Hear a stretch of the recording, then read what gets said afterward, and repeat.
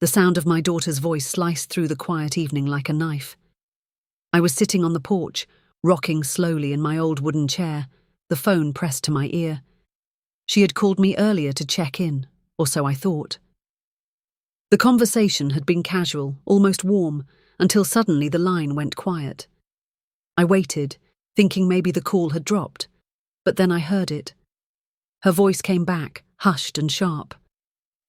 "It's time for her to go to a nursing home. She's a burden. I can't keep doing this." My heart stopped. I froze, clutching the phone tighter as if squeezing it could change what I was hearing. "She has no idea we're talking about it," my son-in-law's voice chimed in. He sounded amused, almost relieved.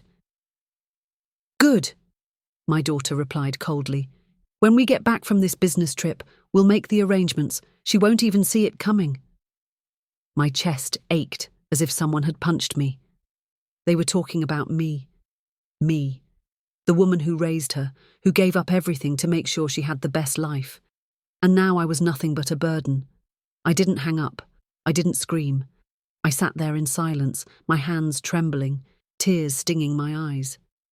Every word that followed felt like a knife twisting deeper into my heart. "We'll take the house too," my daughter said. "She won't need it anymore. We'll sell it, use the money, and finally be free." I bit my lip until it bled. I wanted to shout, to demand how she could say such things, but instead I stayed quiet. I listened to every cruel word until the call finally ended with a laugh. That night, I didn't sleep. I walked through every room of my house, touching the walls, the photos, the memories.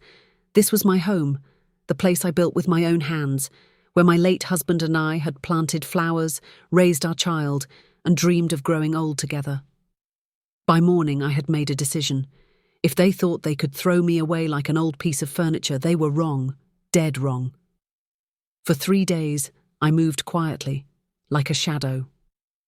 I contacted a realtor. I signed papers.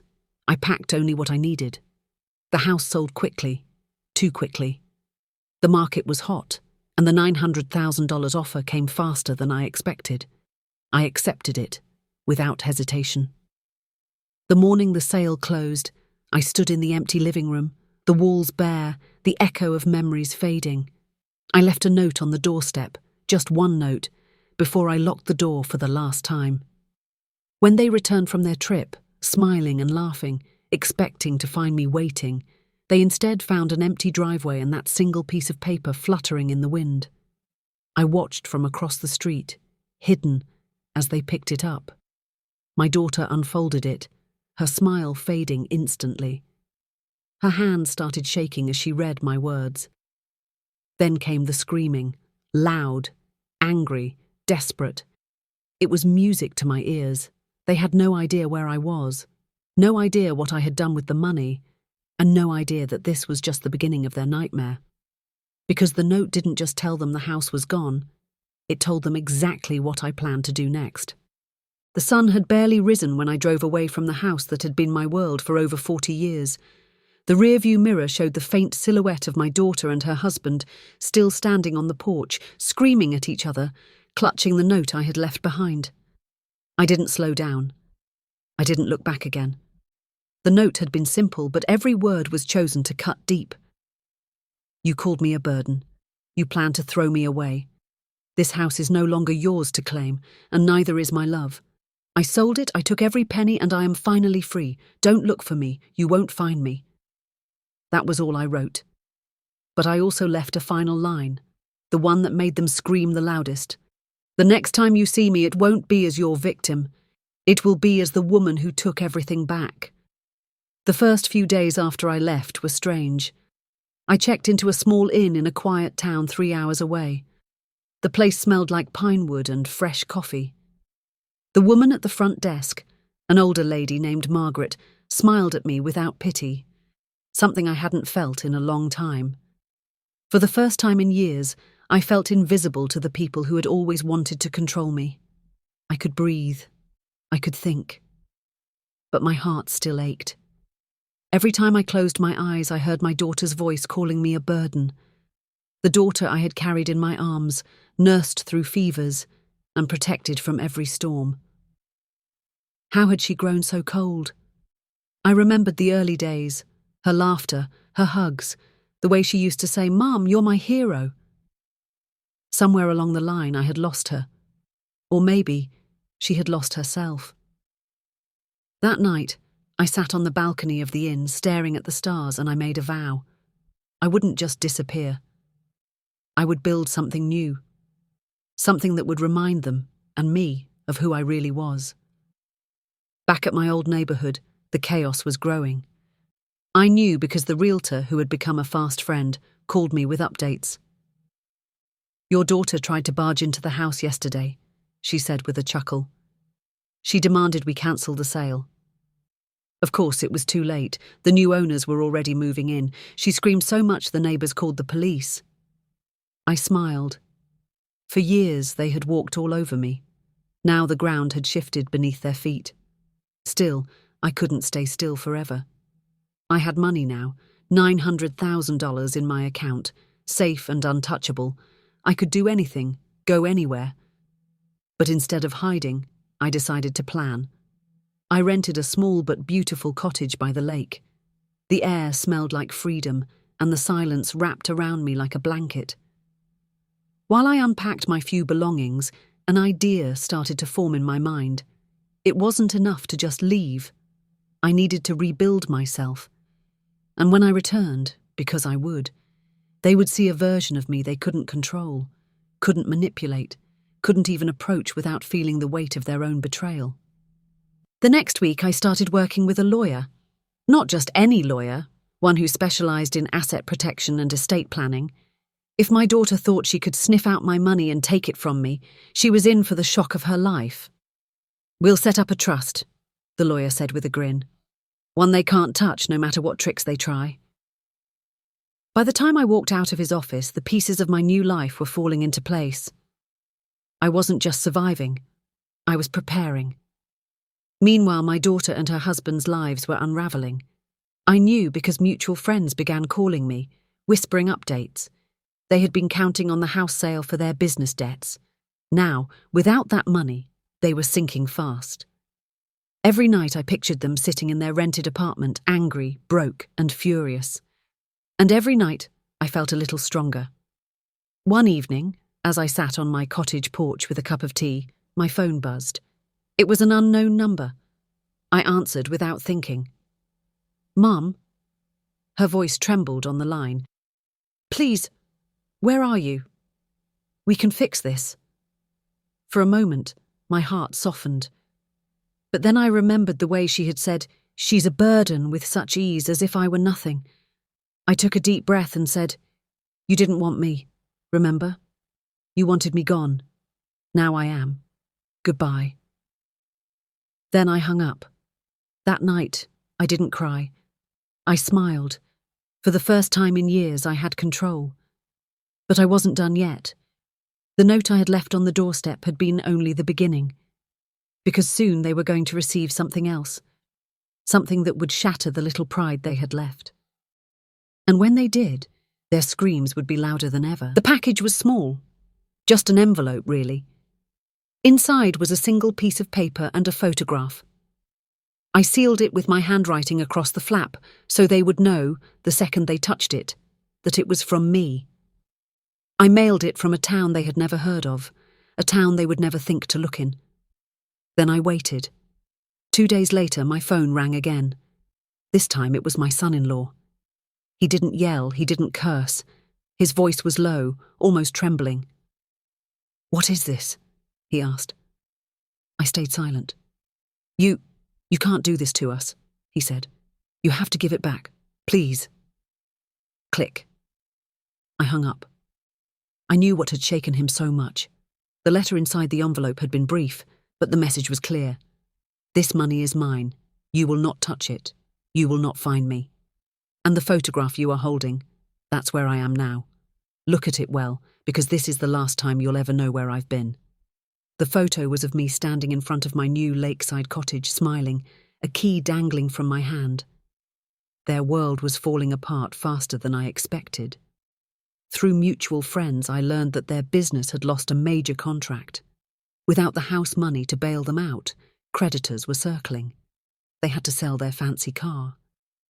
They moved into a cramped apartment in a rundown part of town, and yet they still tried to call me every day, leaving voicemails filled with anger, threats, and, sometimes, desperate begging.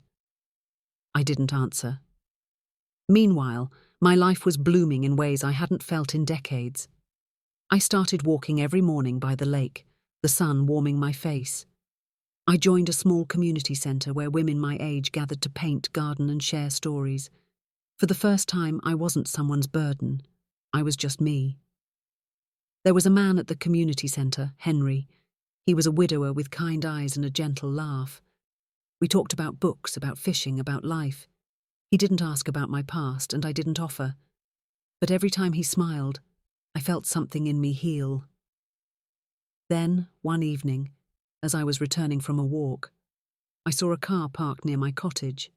A sleek, black sedan. My heart tightened. I slowed my steps, watching carefully.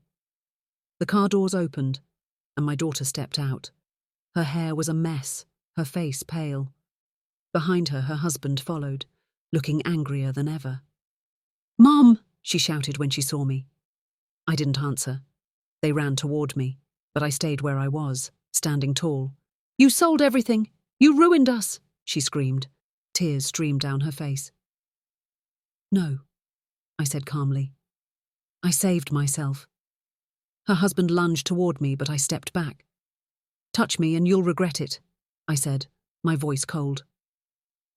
At that moment, Henry appeared from behind my cottage, holding his phone. "Is there a problem here?" he asked, his tone firm. They froze. My daughter's eyes darted between us. "Please, Mum, we have nowhere to go," she whispered. For a brief moment, my heart ached. But then I remembered every word she had said on that call, every laugh, every plan to throw me away. "That's not my problem anymore," I said. I turned and walked into my cottage, locking the door behind me. Through the window, I saw them standing there, stunned, as Henry dialed the police. They drove away before the cops arrived. I thought that was the end of it. But 2 nights later, I woke to the sound of footsteps outside my cottage. Slow, heavy, deliberate. Someone was there. I crept to the window and peeked through the curtains. In the moonlight, I saw them, my daughter and her husband, creeping toward the back door. My heart pounded. I grabbed the phone and called the sheriff, but as I waited for help, I picked up something else too. The baseball bat Henry had left by the door, just in case. When the back door handle started to turn, I raised the bat. And as the door creaked open, I swung with everything I had. The scream that followed pierced the night. Then came the sound of running, the car engine roaring, and screeching tires disappearing into the darkness. By the time the sheriff arrived, they were gone. I stood there, trembling but unbroken. The next morning, I received a message on my phone. It was a video. In it, my daughter was crying, holding her husband's arm in a sling. "You'll regret this, Mum," she said through sobs. "We'll make you pay." I watched the video once, then deleted it, because they didn't understand. The more they tried to break me, the stronger I became, and soon I would show them just how strong. Because I had one more surprise for them, one they would never see coming. The threat in my daughter's video lingered in my mind, but it didn't scare me. No, it fueled me. That morning, I went to see my lawyer again. He raised an eyebrow as I told him about the break-in attempt, the video, and their threats. "We can do more than protect your money," he said with a knowing smile. "We can protect you and make life very difficult for them." We set up new security measures, cameras, alarms, and legal filings. If they came near me again, there would be consequences. But that wasn't enough for me. I wanted them to feel the weight of every cruel word they had said. That's when the idea for the next phase of my plan took root. The very next week, I contacted an old friend, Mark. Mark wasn't just any friend, he was a private investigator I had known through my late husband. "I need information," I told him. "Everything about my daughter and her husband. Their debts, their secrets, their weak spots." He smirked. "You want me to dig?" "I'll dig." 2 weeks later, he handed me a folder thick with photos, documents, and reports. I read through every page with growing satisfaction. Their business was not just failing, it was drowning. They had taken out loans they couldn't repay, lied to investors, and even committed small-scale fraud to keep afloat. Mark had evidence of it all. "This is enough to bury them," he said. I smiled. "Good. That's exactly what I plan to do." Meanwhile, my daughter and her husband were growing desperate. They sent me emails, text messages, even handwritten letters. Some begged for forgiveness, others threatened revenge. I ignored them all. But then one day a letter arrived that caught my attention. It wasn't angry. It wasn't desperate. It was a single sentence. "We're coming for what's ours." I burned the letter. Days passed, quiet and peaceful, until one evening I saw headlights pulling into my driveway. Not again, I thought. I stepped outside, holding my phone ready to call the sheriff. But instead of my daughter's car, it was a delivery truck. The driver handed me a box with no return address. Suspicion prickled my skin as I opened it. Inside was a shattered photo frame, the picture of my late husband and me on our wedding day. My hands shook as I picked up the pieces, and beneath the broken glass was a note scribbled in angry handwriting. "You took everything from us. Now we'll take everything you love." Rage burned through me. They had crossed a line they would never recover from. That night I called Mark again. "It's time," I said. We took the evidence he had gathered and handed it over to the authorities, along with a few anonymous tips to their creditors. Within days, their business accounts were frozen. Their names were whispered among investors as toxic, and soon legal notices started piling up on their doorstep. The trap was closing, and they didn't even see it coming. But the real breaking point came sooner than I expected. One morning, as I sipped tea on my porch, I saw a familiar black sedan speed past my cottage. My stomach tightened. Minutes later, I heard a loud crash in the distance, followed by sirens. The police later told me they had been fleeing after vandalizing a neighbour's property, and their car had skidded off the road. They weren't seriously hurt, but they were arrested on the spot for destruction of property and reckless driving. When I saw their mugshots in the local paper, I didn't feel joy. I didn't feel pity. I felt power. That evening, as the sun set over the lake, I sat with Henry by my side. "You don't have to fight anymore," he said gently. But I knew I wasn't done. Because while they sat in a jail cell, angry and humiliated, I prepared my final move. A move that would make them understand that the woman they had called a burden was now the woman who owned their fate. And when I delivered that final blow, they wouldn't just scream, they would break, because I had one last card to play and it would ruin them completely. The jail didn't keep them long. 2 days later, they were released on bail, angrier than ever. I knew they would come for me again, but I wasn't afraid. By the time they stepped out of that cell, I had already put my final plan in motion. That morning, I met with my lawyer once more. On the table between us lay a thick stack of documents, legal papers that would ensure everything I owned, every penny I had left, was shielded away from them forever.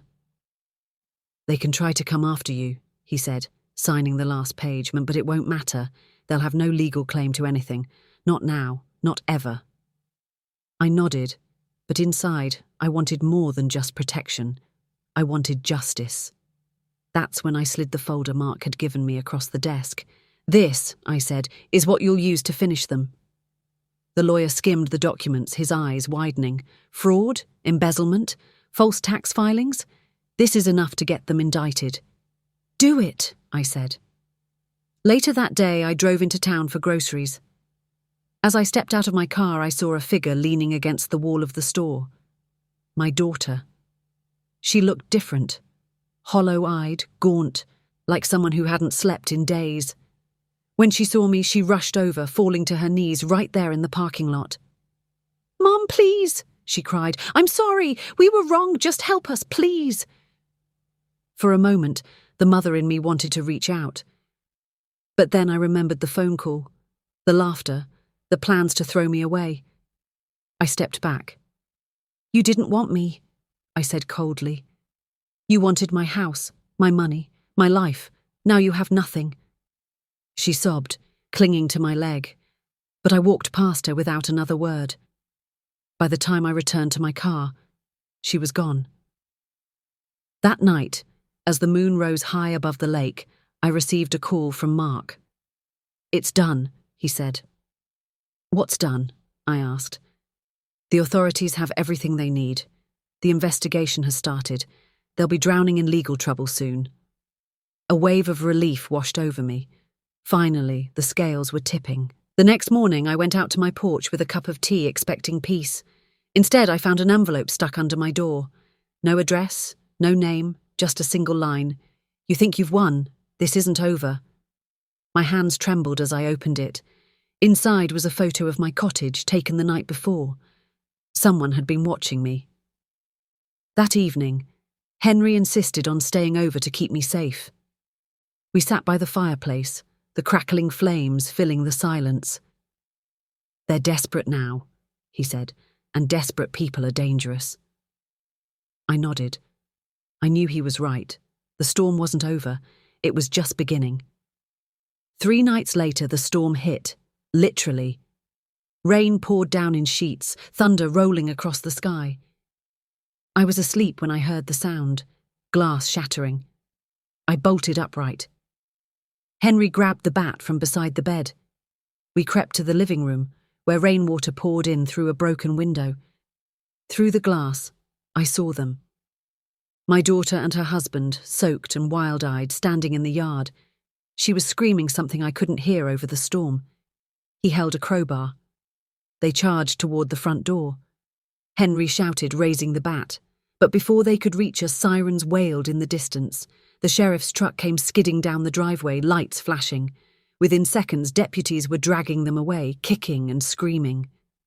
I stood on the porch, rain soaking my hair, watching as they were shoved into the back of the patrol car. My daughter's eyes met mine one last time. There was no love there, only hatred. As the car drove away, Henry put his arm around me. "It's over," he said softly. But I knew better. This was not the end. This was the calm before the final storm. Because while they were in custody, I had set one last plan in motion.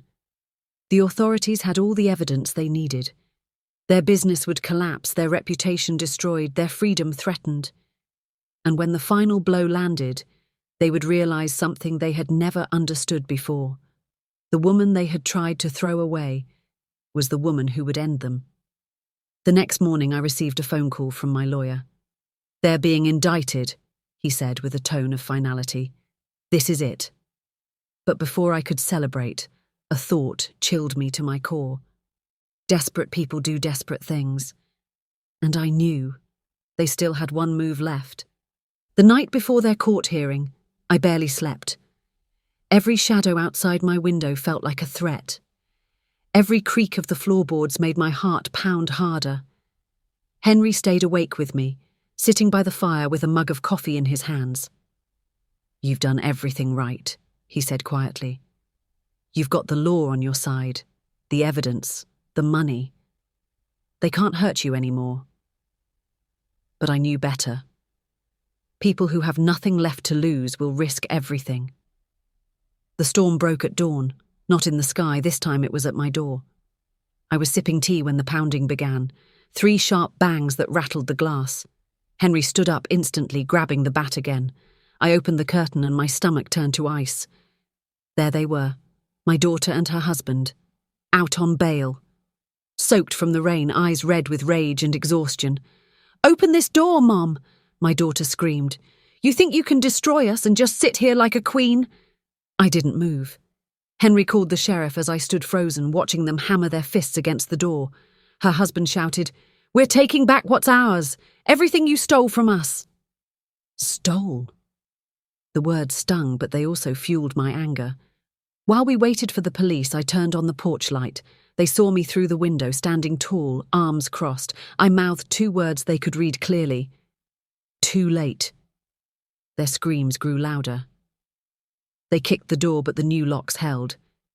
Then they grabbed a rock from the yard and hurled it at the window.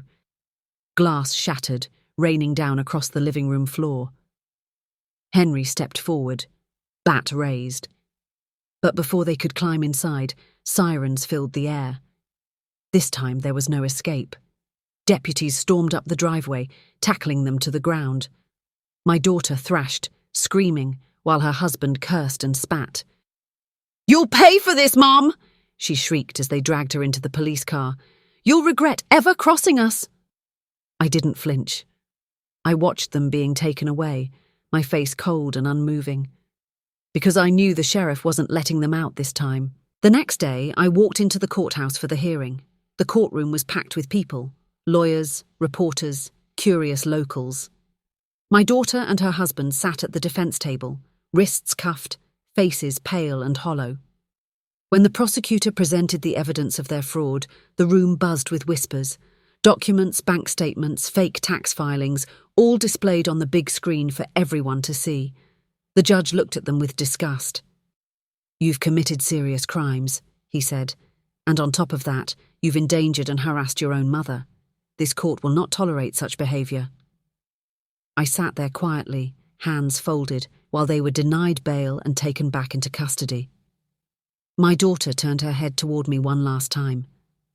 Her lips moved, whispering something I couldn't hear, but I could read her eyes. They still burned with hate. That evening I returned to my lakeside cottage. The sun was setting, turning the water gold. Henry sat beside me, holding my hand.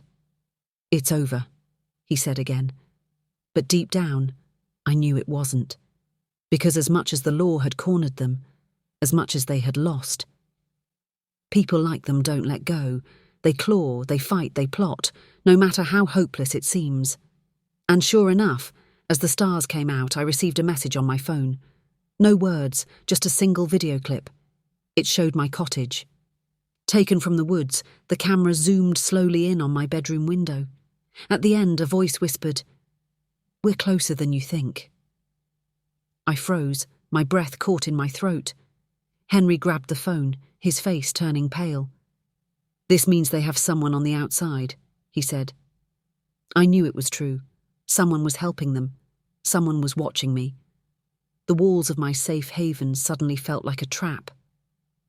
That night, I didn't sleep. I sat by the window with the lights off, staring into the dark woods surrounding the cottage. Every rustle of leaves made my heart race. Every flicker of movement made my grip tighten on the bat. I knew they were coming. Not tonight, maybe not tomorrow, but soon. And when they did, I had to be ready. Because this wasn't just about revenge anymore. It was about survival. The next morning I called Mark. "I need to know who's helping them," I said. "Give me 2 days," he replied. "I'll find out." 2 days later he came back with a name, and when I heard it, my blood ran cold. It wasn't a stranger. It wasn't a hired thug. It was someone I had once trusted with my life. Someone I never expected to betray me. And that betrayal would lead to the deadliest night of my life. Mark slid the folder across my kitchen table, his expression grave. "It's worse than you think," he said. I opened it with trembling hands, scanning the documents inside. Photos, bank statements, a series of text messages printed out in black and white, and a name I never thought I'd see there. Linda. Linda, my oldest friend. The woman who had stood by me when my husband passed away. The woman who had cried with me, laughed with me, and brought me soup when I was sick. She was the one helping my daughter. "Why?" My voice cracked as I looked at Mark. He sighed. "She's been struggling financially. Your daughter offered her a cut of whatever they could get from you. She's been feeding them information, watching your cottage, keeping them updated." I felt like the floor had disappeared beneath me. "Linda? The person I had trusted with my spare house key? The one I had told about the sale, the new place, the trust? Mark leaned closer. She knows everything, and that makes her dangerous. You need to cut her off completely. I nodded, though my heart ached. That evening, as the sun dipped low, I sat on my porch waiting. Right on time, Linda came walking up the path carrying a basket of cookies like she had done dozens of times before. Her smile was warm, but now I saw the cold calculation behind her eyes. "Hey, honey," she said sweetly. "Thought I'd bring you something homemade." I forced a smile. "How thoughtful," I replied. I let her step inside, closing the door behind her. As she placed the basket on the counter, I said quietly, "When were you going to tell me?" She froze. "Tell you what?" she asked, her voice innocent. I slammed the folder down on the table. "Don't play with me, Linda. I know everything." Her face changed instantly. The sweet mask fell away, revealing something hard and bitter. "So, Mark told you," she sneered. "Good little spy. You think you can just take everything for yourself and walk away like the queen of the world?" "You betrayed me," I said, my voice shaking with anger. "You sold me out to those two monsters." She laughed, but it was hollow. "They promised me a share. I deserve something too. You've got everything, your new life, your money, while the rest of us scrape by." "You don't deserve a thing," I snapped. "Oh, I'll get it," she hissed, "whether you give it to me or not." That's when I saw it, the glint of something metallic in her pocket. A knife. Before she could reach for it, I grabbed the bat Henry had left by the door. "Don't do it, Linda," I warned. Her eyes were wild. "You're not walking away from this," she snarled, lunging toward me. I swung the bat just as she pulled the knife free. The blow hit her arm, the knife clattering to the floor. She screamed, stumbling back. At that moment, Henry burst through the door, having heard the commotion outside. He grabbed her, pinning her to the ground as she thrashed. I called the sheriff with trembling fingers. Minutes later, deputies were hauling her away, her eyes still burning with hatred. "You think this is over?" she shouted as they dragged her to the car. "They're coming for you. You can't stop them." That night I sat on the porch with Henry, my hands still shaking. "She was right about one thing," I whispered. "They're not done with me." Henry looked at me seriously. "Then we need to be ready." And ready we were. We reinforced the cottage, installed motion lights, and kept weapons close. But no matter what we did, I felt it. The weight of something coming. The next week, the trial against my daughter and her husband began. Linda's arrest only made their case worse as she confessed everything to cut a deal. The prosecutors had all they needed. The judge set their sentencing for the following week, but they didn't intend to wait for the court to decide their fate. The night before their sentencing, the woods around my cottage went silent. No crickets, no wind, just silence. Henry and I stayed awake, the bat in my hand, his phone ready to call for help. Around midnight, the motion sensor lights outside flickered on. Shadows moved across the yard, two figures creeping toward the house. It was them. They had escaped. Henry whispered, "Call the sheriff." But before I could dial, the back door exploded inward. They stormed inside, faces twisted with rage. My daughter held a crowbar, her husband a broken bottle. "You ruined our lives," she screamed, rushing at me. Henry tackled her husband while I swung the bat at my daughter, the crack echoing through the house. She fell back, shrieking, but lunged again, her eyes wild. We fought through the living room, furniture crashing around us. Henry was bleeding, struggling to hold off her husband. The smell of blood and sweat filled the air. Then, just as her crowbar came down, a blinding light filled the room. Sirens wailed outside. Deputies stormed in, guns drawn, dragging them off us. They kicked, screamed, cursed, but it was over. The sheriff looked at me, his face grim. "They won't get another chance," he said. "This time they're going away for good." As the police car drove them away, my daughter twisted in her seat to glare at me through the window. Her lips moved slowly, forming words I would never forget. This isn't the end. And deep down, I knew she meant it. Because as much as I had won this battle, the war wasn't over. They still had one last card to play. And when they used it, everything I had built could come crashing down. The morning after the attack, the cottage looked like a war zone. Broken furniture, shattered glass, blood on the floor. It all stood as a reminder of how close I had come to losing everything. Henry sat at the kitchen table, his arm bandaged from the cuts he received during the fight. "They're locked up now," he said with a weak smile. "You can finally breathe." But I couldn't breathe. Not yet. The sheriff had promised me they'd remain behind bars until sentencing. But I had lived long enough to know promises mean nothing when desperation takes over. 3 days later, I was proven right. The news came like a thunderclap. The prison van transporting my daughter and her husband had been ambushed.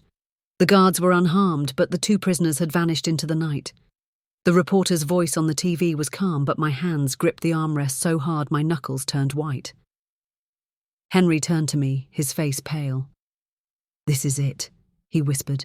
"They'll come here first." I nodded. The question wasn't if, they were coming. The question was when. That evening, I prepared for them. I locked every door, reinforced the windows, and kept the shotgun Henry had borrowed from a friend within reach. The air outside was unnervingly still, as if even the wind knew what was coming. Hours passed. Midnight came and went. I almost began to hope they wouldn't show up. And then I heard it, a soft scraping sound at the back door. I grabbed the shotgun and motioned for Henry to stay low. The scraping turned to a slow creak. The door swung open, and there they were. They stepped inside like ghosts, their faces gaunt, their eyes glowing with fury. "You think bars can hold us?" my daughter hissed. "You think you can ruin us and walk away?" Her husband raised a metal pipe, grinning like a madman. "Tonight," he growled, "we finish this." The fear in me burned away, replaced by something stronger, anger. "You should have left me alone," I said, my voice steady. Then I fired. The blast echoed through the house. The shot missed on purpose, but it sent them scrambling back, momentarily stunned. Henry grabbed the bat and swung, knocking the pipe from her husband's hand.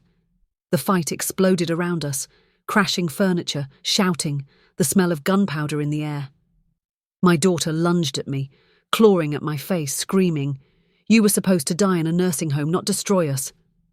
I shoved her back with all the strength I had. At that moment, red and blue lights flashed outside. The sheriff and his deputies stormed in, weapons drawn. The struggle ended in seconds. They were dragged away, screaming curses and threats that echoed long after the doors slammed shut. The sheriff stayed behind to take my statement. "They'll be sent to a maximum security prison this time," he said firmly. "They won't get out again." I wanted to believe him. But as they were shoved into the back of the patrol car, my daughter turned her head slowly and smiled. It wasn't the smile of someone defeated. It was the smile of someone who still had a plan. The following weeks were quiet, too quiet. Henry and I tried to return to normal, walks by the lake, dinners by the fire, but the silence felt heavy, like a storm waiting to break. Then one morning, a letter arrived. No return address, no name. Inside was a single sentence, scrawled in messy handwriting. "You think prison will stop us? Look behind you." My heart slammed against my ribs. I spun around. Nothing. But when I ran to the window, I saw it. Footprints in the snow, leading to the edge of the woods. Fresh. Too fresh. I called the sheriff immediately, but by the time deputies searched the area, the tracks had vanished into the forest. "Could be a prank," the sheriff said, though his eyes told me he didn't believe it. "No," I whispered. "It's them. Or someone working for them." That night I couldn't sleep. I sat in the dark, shotgun across my lap, staring out at the trees. Henry tried to comfort me, but we both knew this wasn't over. The prison walls may have held their bodies, but their hatred still reached me. And hatred like that doesn't die quietly. Days later, Mark called me with an update. "You were right," he said. "They've been making calls from inside. They have contacts on the outside, dangerous people." My stomach turned. "What do we do?" I asked. He hesitated. "You need to leave. Disappear. Because whatever they're planning next, it won't just be another break-in. It'll be something far worse." I looked around my cottage, the place that had become my sanctuary. Leaving felt like cutting out my heart. But I knew he was right. That night, as I packed my bags, I caught a glimpse of movement outside the window. A shadow. Watching. I turned off the lights, clutching the shotgun, my breath shallow. Henry whispered, "They're here, aren't they?" I nodded. And as the darkness closed in, I knew the final confrontation was coming. The fight of my life. Because this time they weren't just coming for my house or my money. They were coming for me. The night felt endless. The cottage was silent, except for the ticking of the old clock on the wall.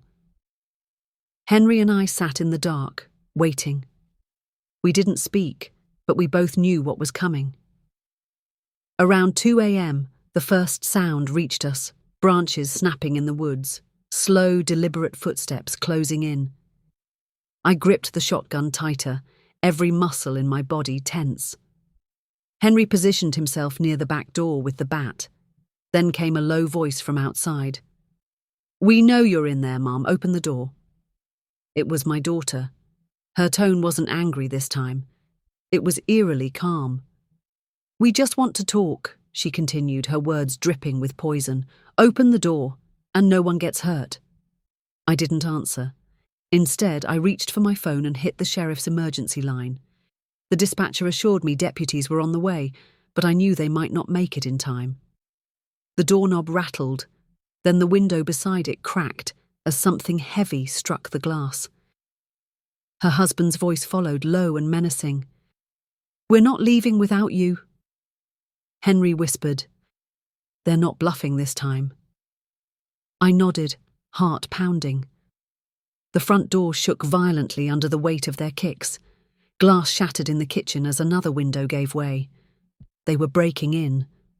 When the first shadow climbed through the broken window, Henry swung the bat with all his strength. The crack of wood against bone filled the air, followed by a guttural scream. Her husband fell back, clutching his arm, but my daughter pushed past him, her eyes blazing with madness. "You ruined everything!" she screamed, charging at me with a knife in her hand. I raised the shotgun. "Stop, or I'll shoot," I warned. But she didn't stop. She lunged. The blast shook the walls. She screamed, dropping the knife as the bullet grazed her arm, knocking her back. Blood splattered across the floor. Henry grabbed her, wrestling her to the ground while her husband stumbled toward me, rage twisting his face. Before he could reach me, red and blue lights flooded the yard. Deputies stormed in, tackling him to the ground. The sheriff himself entered, gun drawn. "It's over," he said, breathing hard as they dragged my daughter and her husband out, both screaming like animals. "You'll die for this, Mom!" My daughter spat, blood on her face. "You hear me? You'll die!" The sheriff turned to me. "They won't be coming back this time, I promise." But as they were shoved into the police car, I saw it again, that twisted smile. The same one she wore every time she had something planned. In the days that followed, I tried to rebuild. The cottage was repaired, locks replaced, cameras upgraded. Henry stayed with me, refusing to leave me alone. We told ourselves it was finally over. But then, a week later, a package arrived. No address, no sender. Inside was a single photo. Henry and I, sitting on the porch, taken from the woods the night before. Beneath the photo, written in jagged letters, were 4 words. "See you very soon." I called the sheriff immediately. He promised to place extra patrols around the property. But deep down, I knew this wasn't enough. They had friends, connections, people who would do their bidding even while they rotted in prison. That night, I couldn't sleep.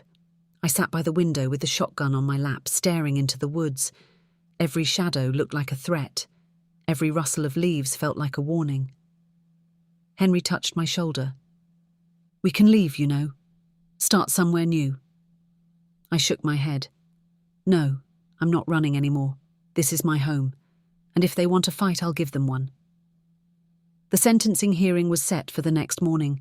I would have to face them in court one final time. I lay awake staring at the ceiling, knowing tomorrow could either end this nightmare or make it worse. Because I had a feeling my daughter had saved her deadliest move for the courtroom. The next day I walked into the courthouse, head held high. Reporters swarmed outside, shouting questions. Inside, the room was packed. My daughter and her husband sat at the defense table, shackled but smiling like people who knew something no one else did. When the judge entered, the room fell silent. The sentencing began, the prosecutor presenting the evidence of their crimes in detail. The judge listened carefully, his expression grim. Then, just as he was about to deliver the sentence, my daughter stood up. Her chains clinked as she leaned forward, her voice cold and steady. "Your Honor," she said, "before you sentence us, you should know my mother isn't as innocent as she looks." The room gasped. My heart froze. What was she about to do? She smirked, turning her gaze directly at me. "You have no idea what she's hiding," she said, "but you're about to find out." The judge banged his gavel, demanding order, but it was too late. The courtroom erupted, and in that chaos my daughter's words hung in the air like a curse. What did she know? What was she planning to reveal? I felt the walls closing in as I realized the final battle had only just begun. The courtroom fell silent again, but my heart was thundering so loudly I could barely hear the judge's gavel. Everyone's eyes were on me, reporters scribbling, cameras flashing, spectators whispering. Even Henry, sitting in the front row, looked pale as a ghost. My daughter stood there, shackled but smiling, like a predator that had cornered its prey. "Your Honor," she continued, "you think my mother is this sweet, innocent old woman. Ask her where the rest of the money is. Ask her about the things she's been hiding from all of you." The judge frowned. "Mrs. Carter, this is not the time for baseless accusations," he said sternly. But my daughter laughed. "Baseless? Check the bank transfers. Check the offshore accounts. She's not as clean as she looks." Gasps rippled through the room. The prosecutor objected, but the damage was done. Eyes that had once pitied me were now suspicious. My mouth went dry. I hadn't done anything illegal, but my daughter's words planted seeds of doubt in everyone's mind. She was playing her last card, turning the narrative against me. The judge ordered her to sit down, warning her that false claims would worsen her sentence. But as she lowered herself back into her chair, she gave me a look that sent chills down my spine. It wasn't the look of someone bluffing, it was the look of someone who had prepared something bigger. The prosecutor continued, laying out evidence of their fraud, their violent attacks, their escape from custody. Every piece of evidence was a nail in their coffin. Yet I couldn't shake the feeling that something terrible was about to happen. When the judge finally spoke, the room held its breath. "After reviewing the evidence," he said, "I hereby sentence both defendants to life imprisonment without the possibility of parole." The courtroom erupted. Reporters rushed to capture the moment. I exhaled, relief washing over me. But then my daughter stood up, her chains rattling, and screamed over the noise. "You think this is the end, Mum? You think prison will stop me? I still have people on the outside. They're watching you. You'll never be safe." Deputies dragged her out, her voice echoing. "We'll finish this. I swear it." After the sentencing, Henry and I walked out of the courthouse surrounded by reporters. They shouted questions about the accusations, about my daughter's threats, about my past. I kept my head high, refusing to answer. Outside, the sheriff approached me. "Don't let her words get to you," he said. "She's trying to scare you." But I saw the flicker of doubt in his eyes too. That night, back at the cottage, the air was thick with tension. Henry poured us both a drink, his hands shaking. "She's locked up for life now," he said softly. "She can't touch you." I nodded, but I didn't believe it. because deep down I knew she was right. She still had people out there, people willing to do whatever she asked. The next morning I woke to find something on my porch. A single black envelope. No name, no address. Just a note inside. She may be gone, but we're not. Watch your back. My blood turned to ice. I went to the sheriff again, handing him the note. He promised extra patrols, but I could see the concern on his face. Do you have any idea who could be behind this? He asked. I thought of Linda, of the unknown figures who had watched me from the woods, of the network my daughter had built over the years. It could be anyone, I whispered. That evening, Henry suggested we leave the cottage, start over somewhere far away. We can disappear, Margaret. Start fresh where no one knows us, he pleaded. But I shook my head. This is my home. I'm not running anymore. If they want to come, let them. I'll be ready. The days passed, quiet but tense. No more letters, no more shadows. For a while, I almost believed the storm had passed. Then one night, as I sat alone on the porch, I heard it again, a branch snapping in the woods, slow footsteps moving closer. I stood gripping the shotgun, my heart pounding. Henry rushed to my side, whispering, "Do you see them?" And then from the trees a figure emerged. Not my daughter, not her husband, but someone else. Someone I didn't recognize, wearing a hood, carrying something metallic that glinted in the moonlight. The figure stopped at the edge of the yard, staring at me. Then they raised their hand, revealing the object. A small black device with a blinking red light. Henry gasped. "Is that—" Before I could react, the figure dropped the device and disappeared back into the woods. The red light kept blinking, faster and faster. "Get back!" Henry shouted, pulling me away. Seconds later, the device exploded. The blast shook the ground, shattering windows and sending debris flying. Smoke filled the night sky as alarms blared. We survived, shaken but alive. The sheriff arrived with his deputies, scanning the wreckage. "They planted a bomb," he said grimly. "This is no longer just about threats. This is war." I stood there, covered in dust, staring at the smouldering remains of my porch. The hatred my daughter had unleashed wasn't going to die behind prison walls. It had spread like fire, and now it was everywhere. As dawn broke over the lake, I stood among the ruins, my hands trembling but my spirit unbroken. Henry wrapped his arms around me, whispering, "What do we do now?" I looked at the rising sun and said quietly, "We fight back. This isn't the end. This is just the beginning of my fight for peace. Because if they wanted a war, then I would give them one they'd never forget." The war for my life, my freedom, and my future had only just begun.